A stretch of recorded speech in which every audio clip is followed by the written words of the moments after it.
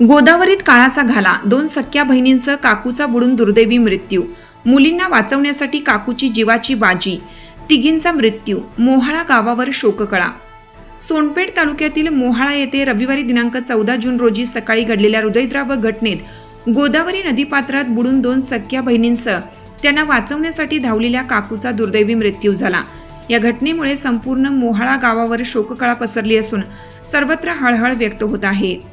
मिळालेल्या माहितीनुसार मोहाळा येथील उत्तम देवीदास जाधव यांच्या उत्कर्षा उत्तम जाधव वय 18 व समीक्षा उत्तम जाधव वय 16 या 2 मुली रविवारी सकाळी 7:30च्या सुमारास गोदावरी नदीपात्रात गेल्या होत्या.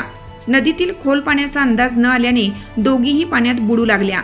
मुलींचा जीव वाचवण्यासाठी त्यांची काकू सिंधू दत्ता जाधव वय 45 यांनी क्षणाचाही विलंब न करता नदीत उडी घेतली. मात्र पाण्याची खोली आणि परिस्थितीचा अंदाज न आल्याने सिंधू जाधव यांनाही दोन्ही मुलींना वाचवण्यात यश आलं नाही.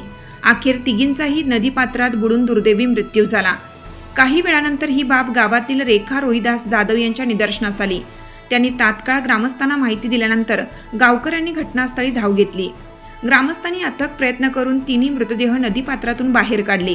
त्यानंतर शवविच्छेदनासाठी मृतदेह सोनपेठ येथील ग्रामीण रुग्णालयात पाठवण्यात आले. शवविच्छेदनाची प्रक्रिया पूर्ण झाल्यानंतर मृतदेह नातेवाईकांच्या ताब्यात देण्यात आले. या घटनेची माहिती दौलत साहेबराव जाधव वय 46 राहणार मोहाळा तालुका सोनपेठ जिल्हा परभणी यांनी सोनपेठ पोलीस ठाण्यात दिली असून घटनेची नोंद करण्यात आली आहे. पुढील तपास सुरू आहे. दरम्यान एका कुटुंबातील 2 तरुण मुली आणि त्यांना वाचवण्यासाठी स्वतःचा जीव धोक्यात घालणाऱ्या काकूचा मृत्यू झाल्याने मोहाळा गावासह परिसरात शोक व्यक्त करण्यात येत आहे. गोदावरीच्या पाण्यात घडलेल्या या दुर्दैवी घटनेने संपूर्ण तालुका हळहळला आहे.